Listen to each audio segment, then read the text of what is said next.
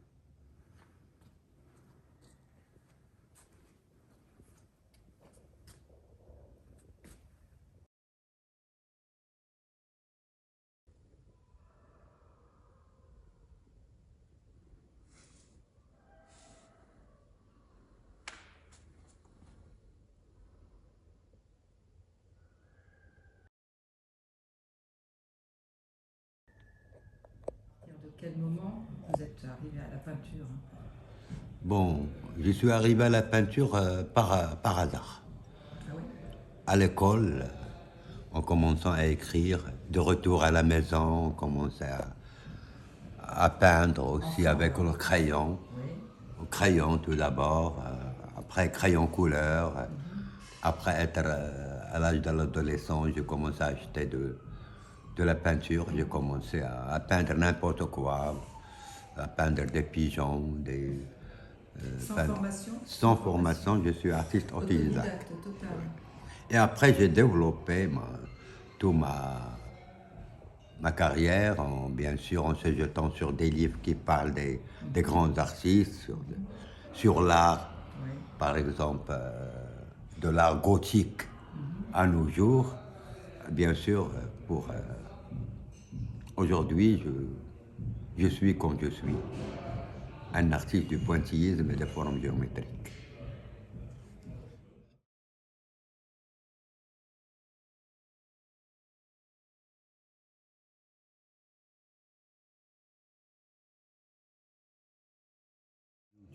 Alors le Glaoui, c'est là où j'habite, c'est le palais des grands seigneurs de l'Atlas, qui fait partie de la famille. Ma grand-mère, elle a épousé son frère qui était Premier ministre à l'époque du sultan Moulay Ahmed, à l'époque du protectorat. Bon, après l'indépendance, le palais s'est endormi. Alors j'ai essayé un jour de l'entretenir, de le restaurer Ouais. et de s'installer à l'intérieur de la maison pour peindre. Et c'est mon grand atelier, là, je suis fier de le sauver. Aujourd'hui, ça se discute l'avenir du palais, peut-être le palais royal, ou bien un prince qui va l'acheter. Je serais très content que ce palais sera sauvé, parce que c'est le plus beau palais de la Médina de Fès. Et avec mes peintures, avec la vente de mes peintures, j'essaie toujours de le préserver. C'est vous qui en avez la charge, en fait, de l'entretien, de tout ça? Oui, oui, c'est moi par amour au patrimoine. D'accord. Par amour. Les héritiers n'ont investi aucun centime. Ils sont en vie? Personne, même la mairie, les responsables, personne n'a investi aucun centime dans ce palais.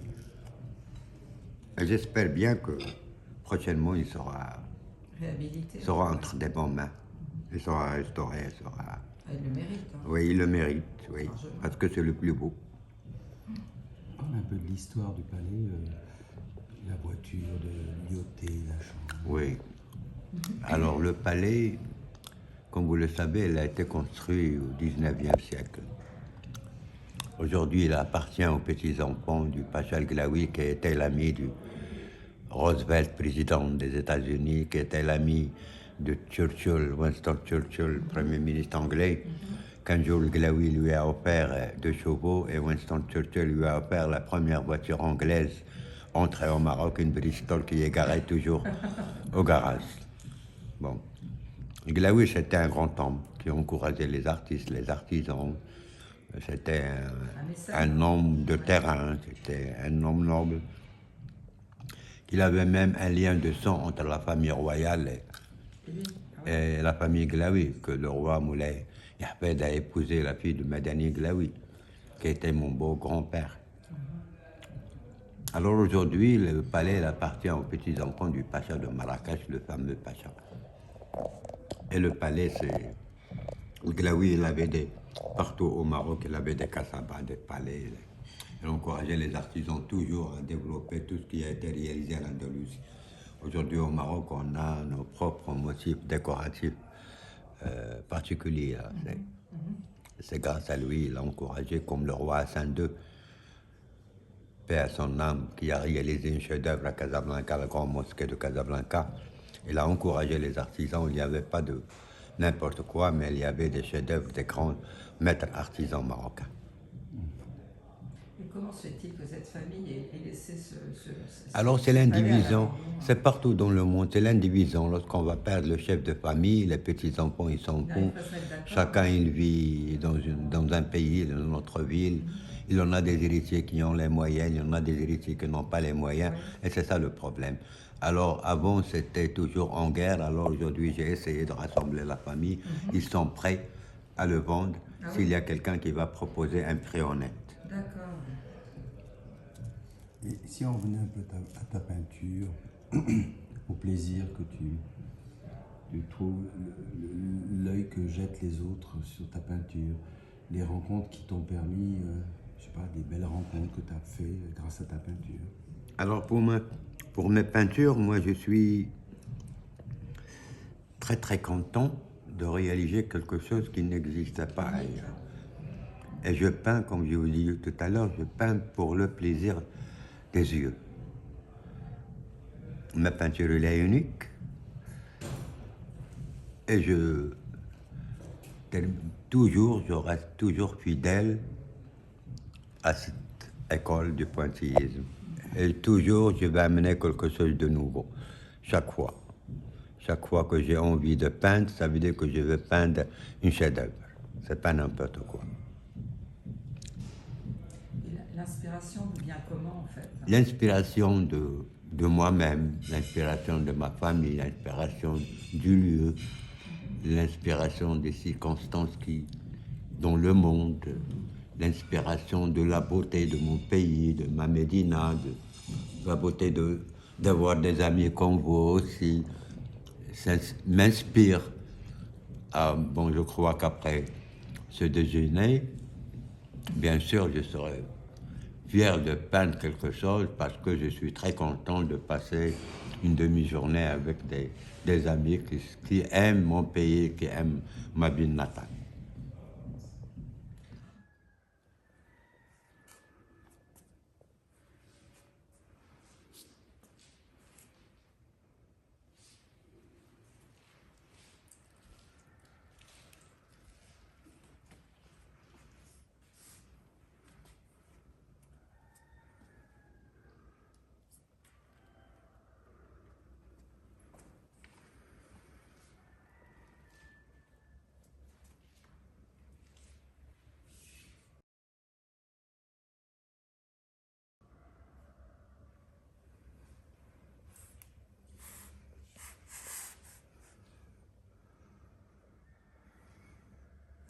Comment je démarre? Lorsque je suis à l'aise, lorsque je suis en bonne et parfaite santé, lorsque je suis envie de peindre. Voilà, je suis dans mon atelier, ma palette, mes pinceaux, et je démarre sans aucune idée. Après, première touche, deuxième, quatrième touche, ça commence à avoir quelque chose. Je retourne, je m'assois, je vois ce que j'ai réalisé. Encore une autre fois un départ. Je suis fatigué, je m'arrête, fume une cigarette, un thé à la menthe et je recommence. Parfois, un tableau doit avoir 5, 6, 7, 1 mois, 2 mois, 3 mois, parfois 2 jours, 3 jours. Tout dépend de ce que je suis en train de faire. Soit des formes géométriques qui prennent du temps, soit du pointillage aussi qui prend du temps. Et à la fin, voilà, je suis devant une œuvre qui n'existait pas avant et que je suis fier de l'avoir réussi et je l'accroche. Et c'est comme ça, depuis longtemps. J'ai passé par toutes les écoles, par toutes les portraits, la nature, des paysages, la nature morte. Aujourd'hui, je crois que j'ai ma propre école, inspirée de moi-même, inspirée du lieu où je vis, là où le palais est riche, avec cette mosaïque, cette architecture, cette beauté de... Et chaque fois, je peins pour le plaisir des yeux.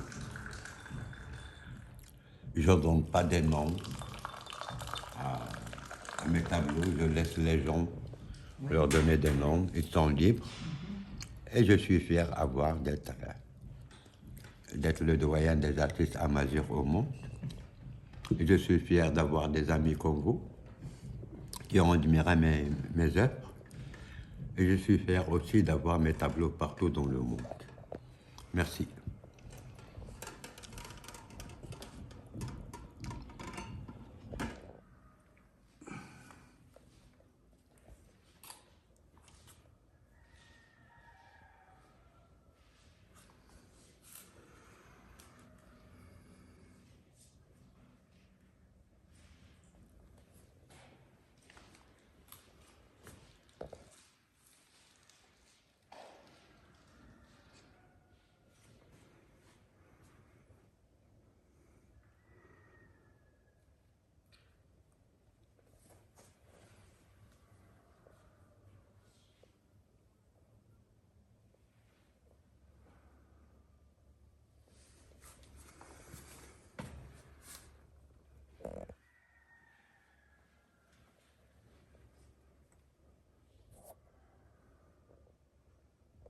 Tout ce que vous avez dit, ce qui ressort, c'est que vous peignez quand vous vous sentez dans un état, je dirais, heureux, je dirais de bien-être. Alors, lorsque vous voyez Oui. le pinceau entre mes doigts devant un tableau, ça veut dire que je suis à l'aise, que je suis très content, que j'ai pas de problème, que j'ai envie de peindre comme j'ai envie maintenant de manger avec vous. Et lorsque je suis en colère, je ne peux pas peindre. D'accord, oui. Je ne peux Oui. pas toucher Il les... faut être dans des... Il y a une couleur qui n'existe pas dans mon atelier. C'est laquelle? C'est le noir. Ah, c'est pas soulageant. Et lorsque je veux m'approcher du noir, ça veut dire que je peins que du noir et blanc. Je ne peux pas mélanger le noir parce que j'avais toujours peur de cette couleur-là. Ah oui? J'aime cette couleur, mais c'est rare de trouver la couleur noire dans mes peintures. Vous trouvez toutes les couleurs, sauf le noir. Même lorsqu'il s'agit du blanc et noir, j'utilise le noir. Mais lorsque je suis heureux, ça veut dire que je vais peindre. Lorsque je suis malheureux, je ne peux pas toucher la peinture. Jamais. D'accord. Donc c'est le reflet donc d'un état d'être Exactement. heureux et ça c'est formidable parce que Ouais, je remercie Dieu car je suis toujours heureux. c'est quoi la recette? 99% de ma vie, Parle. 99% de ma vie, je suis toujours heureux.